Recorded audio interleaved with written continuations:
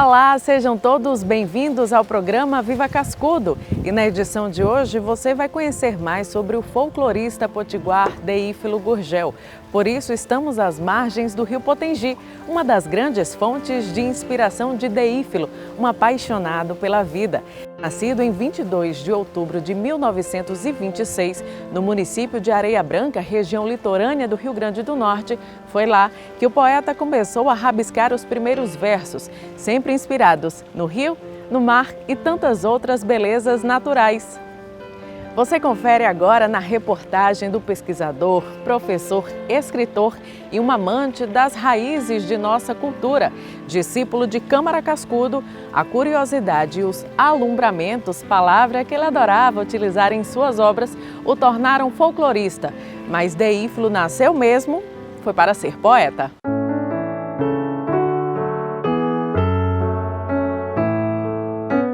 Deífilo foi guiado pelo amor e pelos encantamentos da vida.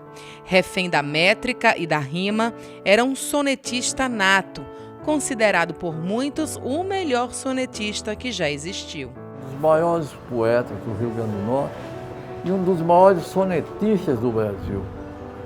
O poeta Gilberto Avelino, que eu tive a felicidade de conviver com ele, de visitar a casa dele. Uma vez me disse, eu cheguei lá, ele estava com o cais da ausência de Deífilo Gurgel em mãos e disse: Deífilo Gurgel é o maior sonetista do Brasil. Deífilo não é importante para a poesia, ele era poesia.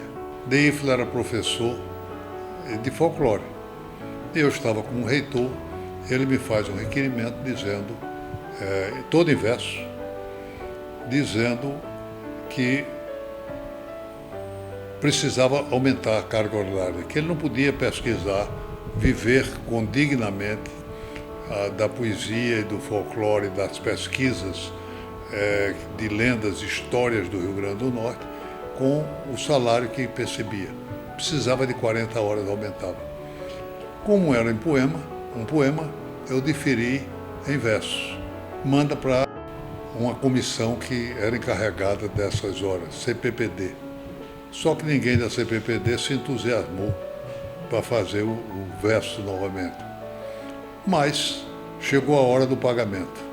E a diretora do pessoal não era muito de poesia, nada de poesia, chamada Maria da Guia.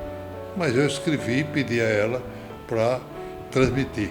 Autorizo o pagamento, sem falar em poesia. Do reitor, deferimento. Assinado Maria da Guia. Terminou o processo aí. Muito tempo depois, Deífilo me manda um longo poema, realmente longo, dizendo do que ele conseguiu fazer graças a esse aumento dos valores. Da poesia vieram 4 livros: Cais da Ausência, Os Dias e as Noites, 7 sonetos do Rio e outros poemas e Os Bem-aventurados os que são bons. A prosa veio anos depois, na pesquisa sobre o folclore. O próprio Deífilo se considerava um temporão no estudo da cultura popular, já que só passou a se dedicar ao folclore aos 44 anos. E ele disse que a maior mágoa que ele tinha é que somente aos 44 anos começou a conhecer o folclore. Com base em conversa com os amigos, ele começou a se entusiasmar pela pesquisa da cultura popular. Eu enfatizo muito a importância dele ter sido um grande poeta, nascido em Areia Branca, mas cada hora para outra ele encontrou o folclore e disse: esse é meu caminho. Nesse deslumbramento pelo folclore e pela cultura popular potiguar, Deífilo contou com os ensinamentos do melhor dos mestres, Câmara Cascudo. Naquela época de encontros na Casa de Cascudo, Deífilo era professor na UFRN e lecionava folclore brasileiro. No ensino, ele buscou as fontes primárias. Era comum ele levar os estudantes para conhecer e conversar com o mestre Cascudo. Deífilo ele foi inclusive aluno de Câmara Cascudo na Faculdade de Direito, na década de 60. E ele começa a se interessar por folclore já mais velho, com uns 44 anos, se eu não me engano. E aí vem consultar o mestre, eles terminam tendo uma amizade muito profunda e termina tendo uma ajuda da parte de Câmara Cascudo em relação a ele no direcionamento desses estudos folclóricos que ele desenvolve tão bem. Deífilo foi um desbravador desse nosso folclore potiguar, né? Enquanto Câmara Cascudo se debruça sobre o folclore brasileiro como um todo e, logicamente, não podia se focar muito em uma coisa particular, o Deífilo se foca totalmente no nosso folclore potiguar e desbrava, descobre e redescobre essas coisas tão importantes da nossa cultura popular, percorre o Rio Grande do Norte e descobre Dona Militana como uma romanceira, né? E faz depois uma obra fenomenal como uma grande representante do romance ibérico, né? Então, coisa inusitada. Então, o papel de Deífilo dentro do folclore potiguar é uma coisa incomparável. A gente não tem ninguém que se compare ao que ele fez. Quem deu acesso de Deífilo a Cascudo foi exatamente os estudos que ele fazia do folclore, porque Cascudo era a fonte principal. Você descobriu uma coisa, a gente ia perguntar, Cascudo, isso aqui, esse cantador. Aí ele contava a história do encontro de Mário de Andrade com Chico Antônio e que Cascudo fosse o cicerone deles. E então daí descobriu que tinha na mão um grande tesouro, que era o cantador. Quer dizer, ele primeiro se encantou com o coquista. Aí depois que ele, vendo a pesquisa de Hélio Galvão, ele começou a procurar as romanceiras, encontrou primeiro Dona Militana e talvez tenha encontrado mais de 20 romanceiras no Rio Grande do Norte. Sem dúvidas, a descoberta de Dona Militana e o reencontro com o coquista Chico Antônio foram duas das maiores contribuições de Deífilo para a cultura popular. Com Chico Antônio, o poeta conseguiu fazer justiça a um dos maiores artistas populares do nosso Brasil. Aqui mesmo, na Sala do Mestre Câmara Cascudo, Deífilo promoveu um dos mais importantes encontros da cultura popular nordestina. O Chico Antônio foi de certa forma descoberto, né, por Cascudo aqui quando Mário de Andrade esteve aqui em 28, que foi levado por ele para conhecer Chico Antônio, e Mário se deslumbra com esse coquista potiguar tão diferente e com uma forma tão forte de declamar que ele tinha. E depois o Chico Antônio fica totalmente, vamos dizer assim, esquecido, né? E o Deífilo o redescobre de uma forma muito interessante, já na final da década de 70, acho que 79, e inclusive o traz a essa casa, novamente, eles que se encontraram jovens, né? Mas traz o Chico Antônio aqui nessa casa, em 79, para visitar a Câmara Cascudo. É muito interessante. Então, os três estão reunidos. Dona Militana é uma descoberta exclusiva de Deífilo Gurgel. Chico Antônio é uma redescoberta exclusiva de Deífilo Gurgel. Chico Antônio já estava muito envelhecido quando ele cantou, mas sua memória dos cocos, da letra do coco, da música dos cocos, era tão grande que Deífilo conseguiu gravar um disco dele, que ele cantou como se tivesse 50 anos atrás. Porque tinha sido mais do que 50 anos que ele havia se encontrado com Mário de Andrade do Engenho Jardim e tinha cantado para ele, e ele ficou impressionado até com a erudição da cantiga que ele, como pesquisador do folclore paulista, não havia encontrado de tal qualidade no interior de São Paulo.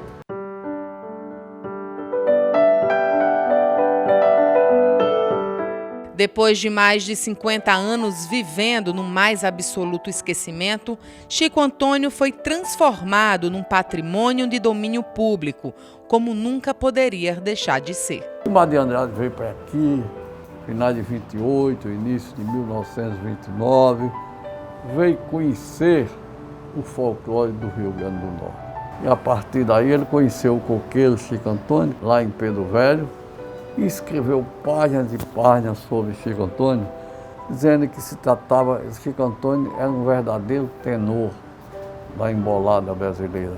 Aí daí viu as descrições de Mário de Andrade sobre Chico Antônio. Aí ele ficou o tino do pesquisador, ele foi atrás. Chegamos lá Deífilo mudou de cor, as lágrimas nos olhos, né? As lágrimas nos olhos dele. Eu tinha descoberto um gigante da embolada, não só potiguar, nordestina, mas brasileira. Então o que acontece? Ele disse, o senhor ainda canta croco? Ele disse, não, eu canto não. Por quê? Ele disse, porque o meu ganzá, teve um pessoal aqui de uma universidade, doutor, e eu não sei nem quem são, levaram o meu ganzá, disseram que ia trazer e não trouxeram. O filho dele disse, pai, eu vou improvisar um ganzá para o senhor. Aí pegou uma lata de óleo, né? O pedra dentro da lata de óleo, balançou aqui, deu o ganzá. Ele disse, eu vou cantar em embolada, que sempre abria as minhas apresentações, que é o Boi Tungão. Aí ele começou a cantar o Boi Tungão. O Leleí, Boi Tungão, boi do Maracá. Tanto é bonito o boi, como é o aboiar. Eu chamava e ele vinha para a porteira do curral. Aí daí chorava, né? Ele cantando. Mas aí, quando ele terminou o Boi Tungão, ele começou, aí ele tirou direto. E daí, com essa redescoberta de Deífilo, Chico Antônio veio para Natal, se apresentou na universidade, se apresentou em eventos aqui na Fundação de Augusto e terminou e foi parar no programa de Rolando Boldrin no Som Brasil. O trabalho de Deífilo também apresentou figuras como o mamulengueiro Chico Daniel e Manuel Marinheiro. Foi por meio desses resgates, descobertas e redescobertas que Deífilo construiu o mais importante legado, o do humanismo, cuidando e amparando os grandes mestres da cultura popular. Há quem o reconheça como precursor da lei do registro do patrimônio vivo. Era uma figura humana extraordinária e a preocupação que ele tinha com esses mestres, porque ele via que esses mestres, a maioria deles, viviam em situações financeiras muito difíceis. Aí ele arranjou pensão para Joaquim Caldas Moreira, arranjou para Chico Daniel, Chico Antônio, Faísca do Pastoril de São Gonçalo. Ele ia procurando, ele ia às repartições, olha, arranja um emprego, isso aqui é um grande mestre, assim. Então, por isso que ele é considerado o precursor, eu acho que no Nordeste, no Brasil, dessa lei do registro do patrimônio vivo. Ele tinha uma preocupação muito grande com esse lado humano e da sobrevivência dos mestres da cultura popular. Então, ele foi um incentivador da lei do patrimônio vivo, que a gente tem hoje, a lei, que garante uma renda, um sustento para esse mestre da cultura popular, para que ele receba alguma coisa e também para que ele repasse esse conhecimento dele. Então, é uma preocupação muito grande, porque às vezes o mestre, ele falece e isso não é transmitido para outra pessoa. Marcos Lucchesi, poeta, escritor carioca e ex-presidente da Academia Brasileira de Letras, decretou: Deífilo foi um poeta franciscano, sem ambição, alheio às glórias e aos louros, um homem inspirado pelo amor das coisas simples, tal qual São Francisco de Assis, mensageiro à luz da verdade.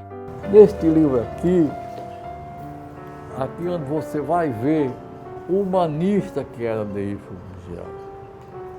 As pessoas que ele gostava, que ele homenageou neste livro. Na Semana Santa, chegava lá na Fundação José Augusto, aquela rama ali, doutor Deífilo, o dinheiro do peixe. Cansei de ver ele secar um talão de cheque todinho. Então, um homem dessa natureza, um homem com essas características, é uma espécie de extinção, não só no Rio Grande do Norte, mas em qualquer parte do Brasil, neste mundo equivocado que nós vivemos hoje. Então, ele cansava de dizer, veja o que é a palavra do humanista. Olha, Severino, se uma pessoa me fizer o mal, eu esqueço. Mas se fizer um bem a mim, por favor, eu não esqueço nunca essa pessoa. Fabuloso, extraordinário.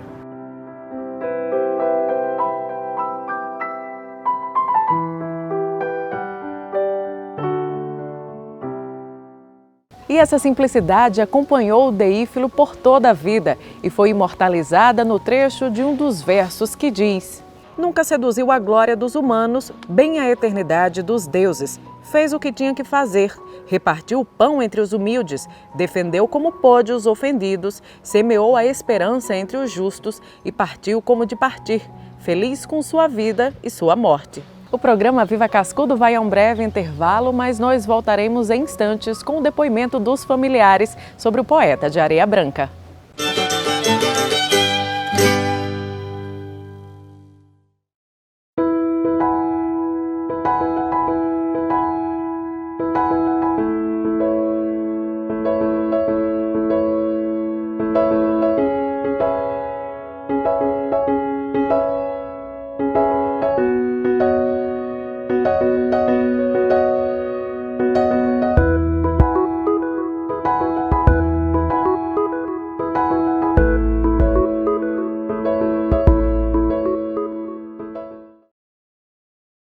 Mais de 50% das crianças do terceiro ano do ensino fundamental não entendem o que leem. E só a educação pode mudar isso. A gente aprende as letras muito bem. Qual é a que parece uma casa? O A. Qual que parece um raio? O Z. Se você não for à escola, você não vai saber. Para aprender a ler, precisa estudar bastante. Ajude a LBV a tornar real para milhares de crianças a oportunidade de melhorar a leitura. O trabalho escravo ainda existe no Brasil e tira a dignidade de muita gente com trabalhos forçados e jornadas exaustivas. São pessoas submetidas a condições degradantes. O Ministério Público Federal atua para combater esse crime, punir os responsáveis e resgatar a dignidade desses trabalhadores. Vamos juntos combater o trabalho escravo e limpar essa mancha da nossa sociedade. Ministério Público Federal. Seu direito, nosso dever.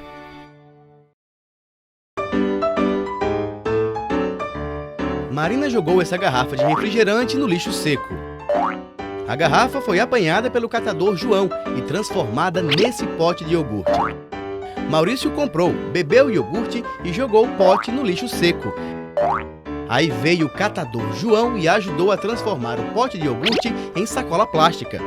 Vovó Irene usa a sacola para levar as compras para casa. Depois de usada, a sacola foi para o lixo seco. E junto com outras sacolas, se transformou em mais uma garrafa PET. Você pode fazer o mesmo. Separe o lixo úmido do lixo seco e ajude a construir um mundo melhor. Repense, reaja, recicle. Uma iniciativa do Instituto Federal de Educação, Ciência e Tecnologia do Rio Grande do Norte.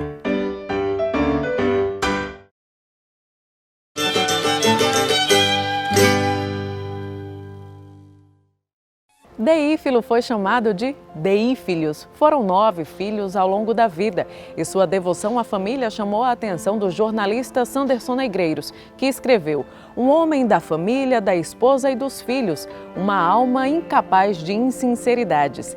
Deífilo foi também um provinciano incurável e disse ele: assim como Câmara Cascudo, eu acho que a matéria-prima da minha obra está aqui, se referindo aos encantos do estado potiguar. Você confere agora os amores da vida de Deífilo, a família, a poesia e a terra natal.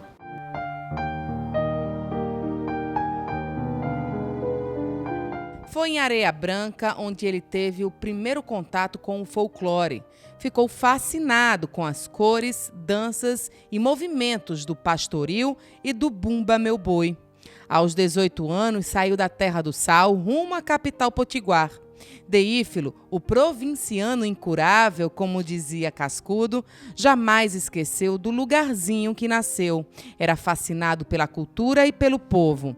Em 2002, publicou um ensaio historiográfico, Areia Branca, a Terra e a Gente.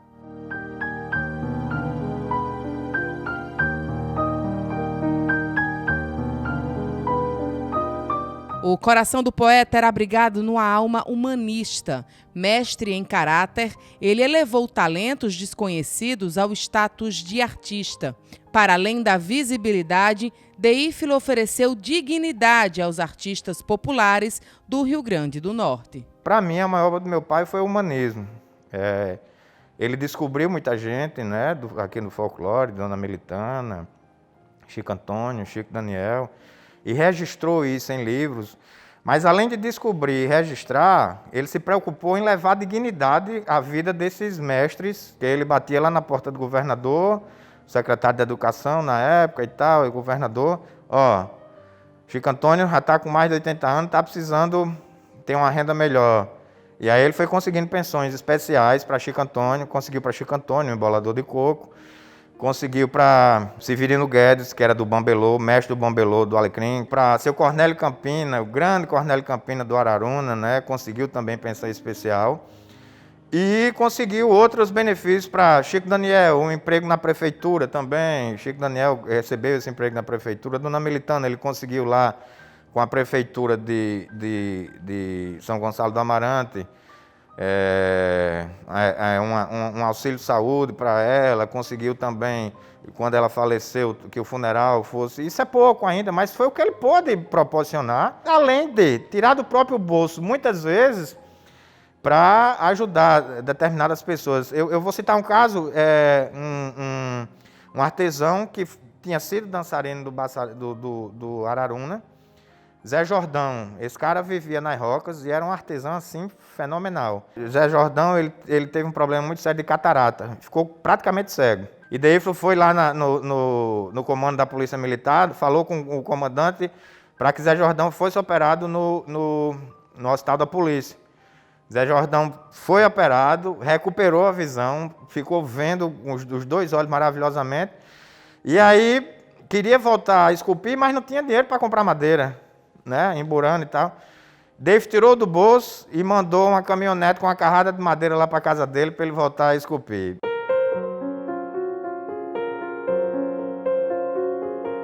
Com a pastora dos sonhos e musa inspiradora Zoraide, Deífilo construiu uma extensa família. Ficaram casados por 6 décadas. Os filhos vieram em 2 momentos da vida. Primeiro nasceram 5. 9 anos depois, vieram mais 4 filhos. Nossa família é composta por 9 filhos, né? 8 irmãos, comigo 9. E o interessante disso é que papai e mamãe tiveram 5 filhos, praticamente um atrás do outro. Passaram 9 anos, quase uma década sem ter filho, e depois veio outra geração. Ele dizia que era a primeira leva e a segunda leva. E essa segunda leva foi espaçando um pouco mais de 3 em 3 anos, mas não deixou de procriar, não. Tanto que ele recebeu o apelido de Deífilos, por conta da quantidade de filhos, né? Era um pai e um avô maravilhoso, né? E um marido também, absolutamente apaixonado por Zoraide, minha mãe. E era declarado isso, esse amor. Nunca presenciamos uma discussão deles dois. Nunca vi ele, um alterando voz com o outro, nunca vi um entreveiro, uma discussão, isso. Havia algumas discordâncias, mas se resolvia ali. E mamãe sempre dizia, olha, a gente nunca briga, porque as coisas têm que se resolver só nós dois. Aí quando a gente vai dormir à noite, a gente na cama, a gente conversa e resolve. Então ele era muito carinhoso. E com os netos ele tinha Era quando um neto chegava e dava um beijo nele, ele dizia a ele, ai meu Deus do céu, isso daqui vale muito mais do que uma Mega Sena, um beijo desse. Alexandre, filho número 7, jornalista e escritor, dedicou o livro Autorretrato do Poeta ao pai. A obra foi um pagamento a uma espécie de dívida que Alexandre tinha com o pai. 7 anos após a morte de Deífilo, Alexandre lançou a publicação destacando especialmente as características do pai herói. Esse livro foi depois que ele faleceu, né? Eu achei um livro pequeno, com poucos poemas inéditos, chamado Autorretrato do Poeta. Ele tinha digitado, essa grafia aqui até ele, essa letra é dele, Autorretrato do Poeta. E aí eu quis lançar esse livro só com seria um livro inédito só com essas poucas poesias. Só que aí não deu certo, demorou, aí eu me enfurnei ainda mais dentro da biblioteca dele, num processo de uns 3, 4 anos. E comecei a achar muita coisa, achei muita coisa. E muita fotografia que eu não sabia que existia. Carta de Drummond para ele, de Ariano Suassuna para ele, de Cascudo, e de grandes nomes, João Cabral de Melo Neto. E aí eu fui tendo a ideia de não lançar apenas esse livro da poesia inédita, que é o Autorretrato do Poeta que ele deixou, mas também reeditar o primeiro livro de poesia dele, que foi uma tiragem muito pequena, em 1961, chamado Cais da Ausência. E também mostrar Deífilo através das cartas e das declarações de amigos para ele, em dedicatórias de livros e tal. E junto a isso fazer uma iconografia da vida dele, através de imagens. Então ficou um livro meio híbrido, que ele deixou de ser um livro de pura poesia, mas que continua sendo poético pela história da vida dele. E eu também coloquei poesias minhas dedicadas a ele. A vida dele através das fotografias, desde de criança em Areia Branca, indo para Mossoró, depois chegando em Natal Jovem, o encontro com mamãe, com Zoraide, a família, os filhos e tal, até praticamente a última foto que ele bateu, que foi no Natal, no Réveillon de 2011, numa casa em Pirangi, na praia.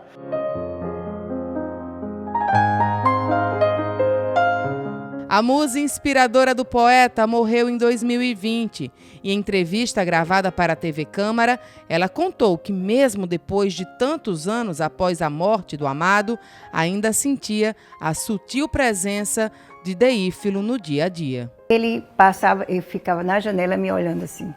Aí dizia assim, eu ainda vou casar, vou namorar com essa menina, com essa loura, ele dizia. E eu nem conhecia ele, de jeito nenhum. Todo domingo ele ia me ver entrar na igreja. Na missa. Aí depois eu jogava no centro, eu era do Ateneu e jogava no centro feminino, jogava muito vôlei, que ainda hoje ainda sonho jogando. Aí ele uma vez foi me ver jogar. Aí desse jogo aí começou a conversar e pronto. Começou o namoro. Mas já foi um namoro que ele foi lá para casa e aí foram 6 meses de namoro, 6 meses só, mas ele lá no dia 8 de maio ele me pediu em casamento. No outro 8 de maio, ele disse, essa hora mesmo, o ano que vem nós vamos nos casar. Aí na mesma hora que ele falou, foi. Em casa era uma pessoa muito boa, muito, um companheiro mesmo, que eu acho que é muito difícil, hoje em dia. Toda noite, quando eu vou dormir, que rezo para ele, eu choro. Toda noite.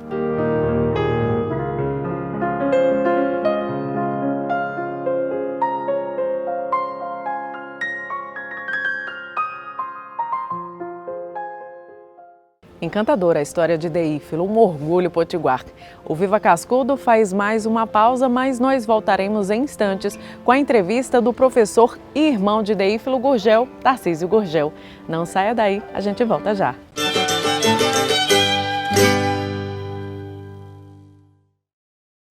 Quanto você já teve que lutar pela sua família?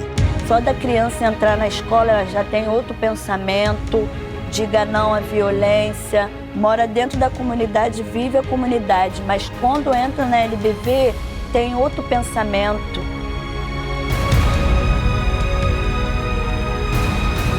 Quer saber como você ajudou essa família? Acesse lbv.org/histórias.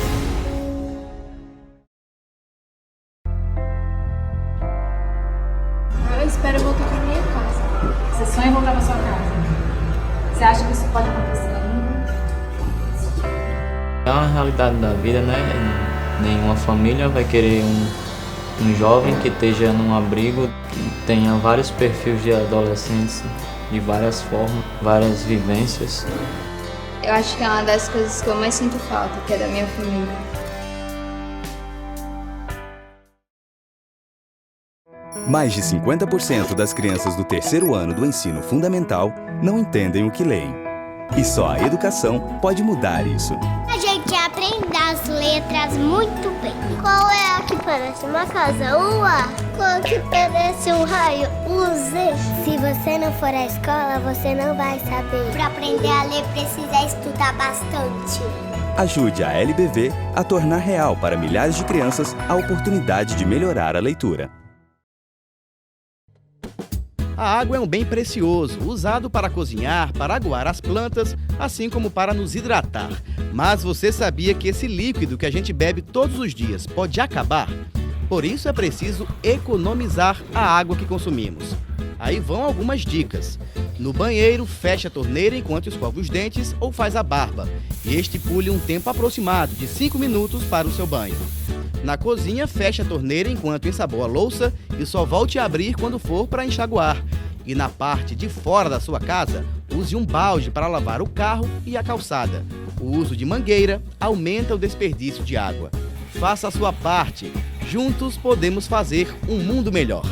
Uma iniciativa do Instituto Federal de Educação, Ciência e Tecnologia do Rio Grande do Norte.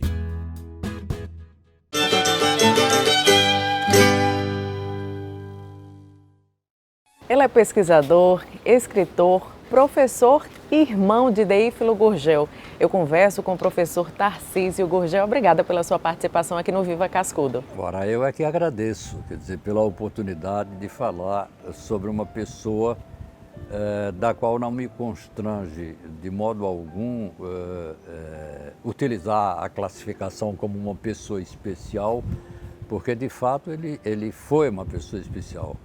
Eu diria até com um pouco de redundância, especialmente na minha própria vida, como a gente pode ver no decorrer da nossa conversa.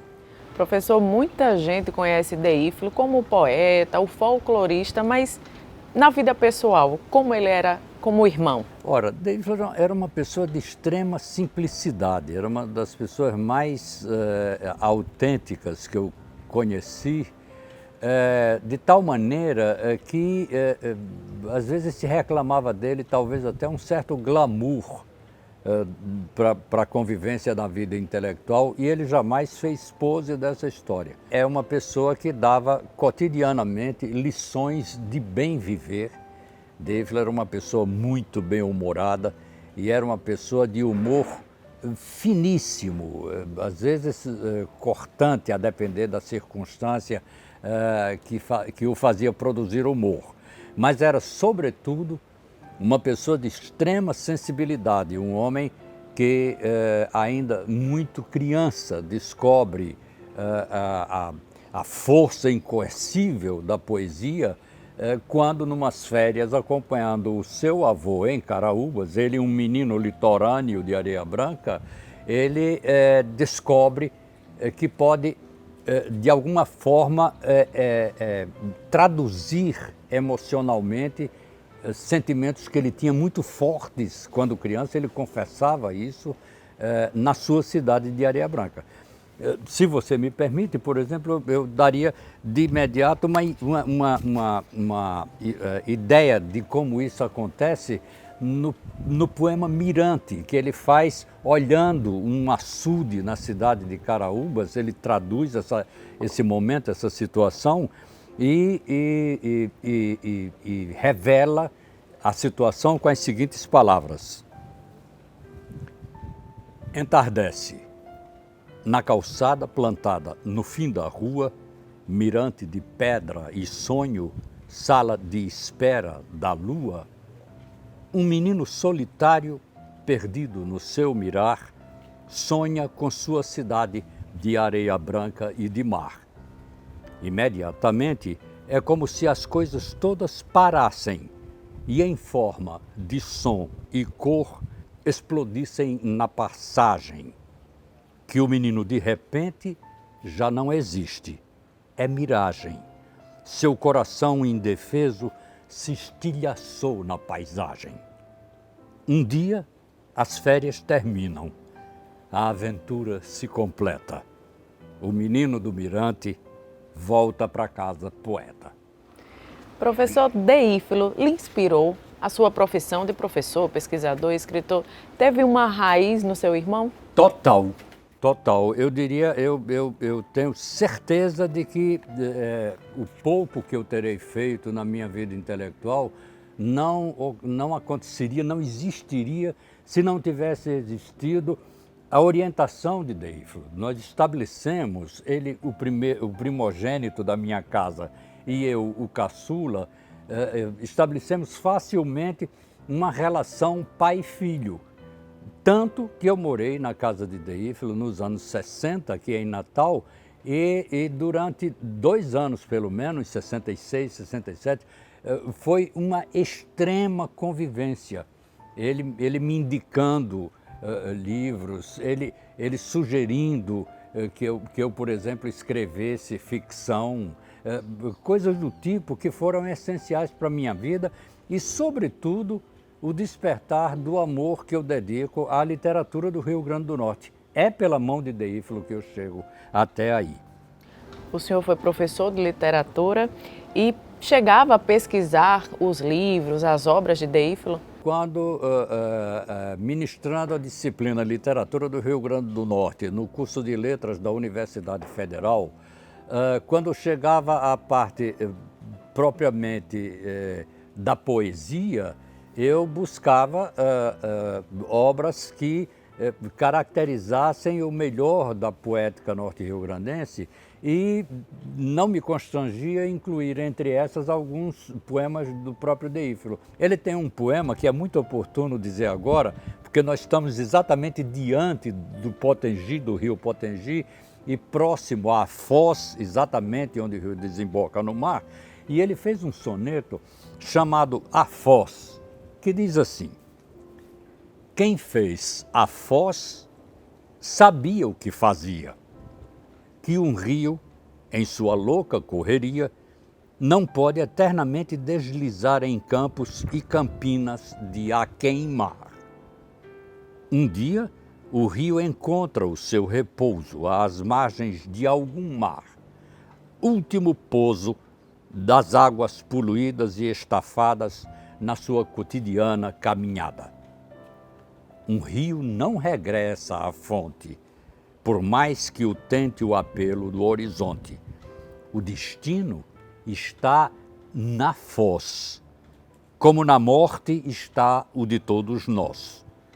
Por isto ele não para de passar, até morrer, nos versos ou no mar. Professor, os elementos da natureza, o rio, o mar, como o senhor bem citou, faziam parte da inspiração de Deífilo.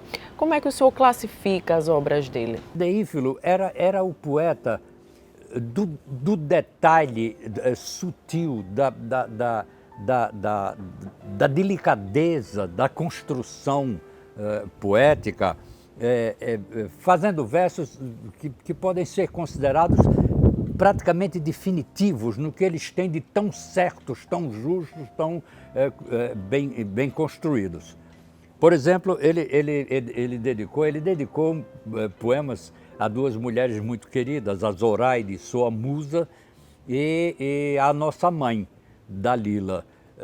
Eu vou me permitir ler aqui o soneto que ele dedicou à nossa mãe, porque é um desses sonetos que fogem à mensagem piegas. Você sabe que cartas de amor ou obras dedicadas a pais e mães, etc., normalmente tem uma característica muito piegas, pelo amor excessivo, às vezes, que as pessoas têm, não se cuidam de escolher a palavra certa. E ele, no poema chamado Madonna, ele diz assim: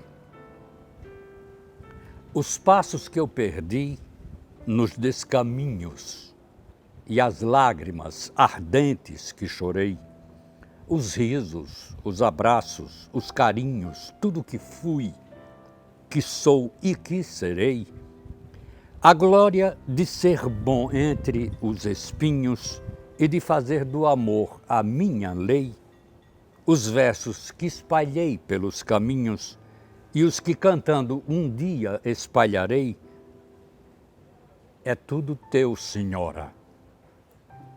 E se o teu filho não alcançou aquele intenso brilho que lhe almejaste um dia entre esperanças, ainda é o mesmo que na infância amaste e com teus gestos brandos ensinaste a amar o céu, as flores e as crianças. Entende? Então, é esse nível de comprometimento amoroso, é essa capacidade de trabalhar as palavras, as mais simples. Você vê que esse poema não tem nenhuma sofisticação. É um poema de uma simplicidade enorme. Ele coloca, e certamente foi com essa simplicidade que Deífilo chegou um dia à cultura popular, ao grande amor da maturidade de Deífilo, entende? Porque ele funcionário então da prefeitura, no órgão que lidava com a cultura, ele é designado para para coordenar os festejos natalinos e se apaixona. É como se houvesse assim uma espécie daquilo que em religião se chama epifania, né? É um acontecimento luminoso na vida dele, essa descoberta com o folclore, que vai culminar com a descoberta nas pesquisas que Deífilo não parava de fazer, até próximo de morrer, com a descoberta, eu repito, de duas figuras que são hoje absolutamente icônicas na literatura do Rio Grande do Norte, uma tendo sido até anteriormente pela descoberta que precede, feita por Mário de Andrade, que foi o coquista Chico Antônio. E a outra, a romanceira fabulosa, Dona Militana. Para ilustrar ainda melhor isso daí, é que esse amor de Deífilo pela cultura popular e nessa, mais do que em tudo, o folclore, também deu lugar a que ele produzisse alguns poemas muito interessantes. Um desses, que se chama Os Barcos de Santos Reis, chegou a ser musicado pelo compositor Roberto Lima de Souza.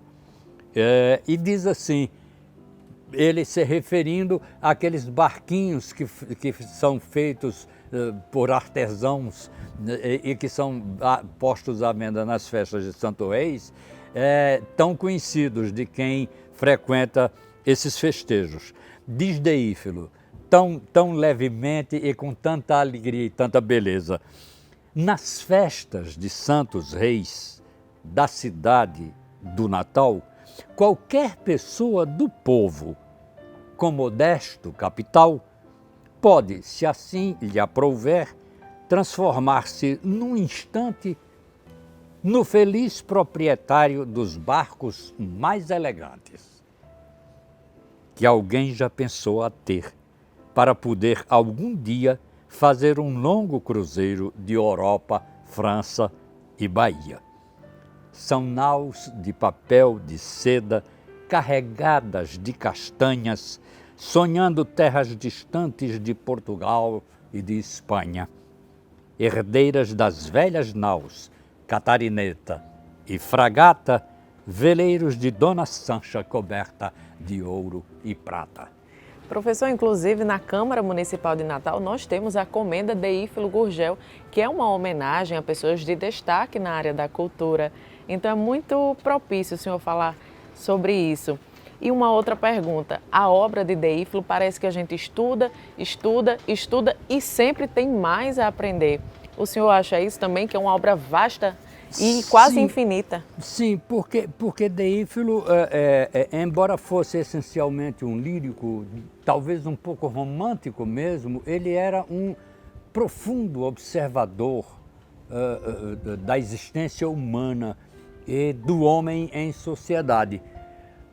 Há um soneto, eu não sei se cabe mais um soneto, mais outro soneto, mais outro, enfim, são intermináveis essas coisas aqui que Deífilo andou escrevendo. Então há um soneto dele que me atrai muito, que é um soneto chamado A Lavadeira, onde ele fala dessa figura tão pouco notada e tão importante na existência humana, na vida das pessoas. Nesse soneto A Lavadeira diz ele assim: é hora de lavar. A lavadeira lava as lavas de amor da derradeira noite, nos interstícios do pijama, menos o que restou no chão da cama. As nódoas de café no macacão e a náusea do lençol do lactente viram alegres bolhas de sabão nas mãos da lavadeira indiferente. Eis o branco total. Eis a brancura das roupas tremulando nas alturas, bandeiras matinais nas frágeis varas. A lavadeira é prática e simplória. Terminado seu trabalho, humilde glória, lava no rio as suas carnes claras. Professor, são elementos simples aos nossos olhos, mas que se transformam em belas poesias. Perfeitamente, perfeitamente. Eu gostaria de fazer um arremate aqui, um fecho com um soneto de Deífilo, que eu desde a primeira vez que ouvi declamado por ele próprio, e Deífilo também tinha essa qualidade, ele, com a simplicidade dele, com a maneira fabulosa de escandir certas palavras, ele dizia como ninguém poesia. Ele inclusive tinha decorado quase 100 sonetos, ele era um admirador dessa forma poética e sabia de cor uma quantidade e dizia de uma maneira realmente maravilhosa. Então, nesse soneto chamado Soneto da Paz, que eu gostaria que certas pessoas que estão atuando aí no cenário político, na diplomacia, nas direções, no controle das nações e da sociedade, é possível ouvi-lo dizer: é preciso deixar o coração cantar uma canção de amor e paz e partir repartindo madrigais entre os homens famintos de ilusão, porque amanhã, quem sabe, brotarão flores e frutos onde agora jaz essa flora de pedras e calhaus, e todos os homens se compreenderão. E mesmo quem me diz que eu, amanhã, serei ainda o lúcido jogral que ora tange o alaúde sem temor. Por isto, urge que eu cante esta canção de amor e paz, um canto universal, para que nasça e frutifique o amor. E é com este Soneto da Paz que eu encerro esta edição do Viva Cascudo. Obrigada, professor Tarcísio. Eu que agradeço. Agradeço também a sua companhia e até a próxima edição.